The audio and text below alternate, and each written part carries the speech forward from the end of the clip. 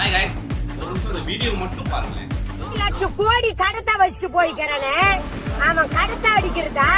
1000 ரூபாய் வந்து அரசாங்கம் வந்து 3 மாசம் ஆகுது 1 மாசம் ஆகுது அந்நேரத்துக்கு 1000 ரூபாய் போடுன்னு எதிர்ச்சிட்டு உக்காந்து விஜய் ஏண்டா நீ கொச்சல் பண்ணிக்கிற நீ ஒப்பனுக்கு சொல்றதானே அந்த அறிவே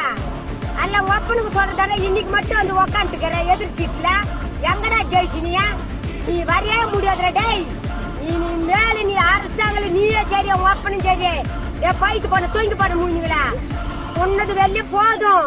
உன்னு மேலுக்கு விஜய் கண்டி நீ ஏதாவது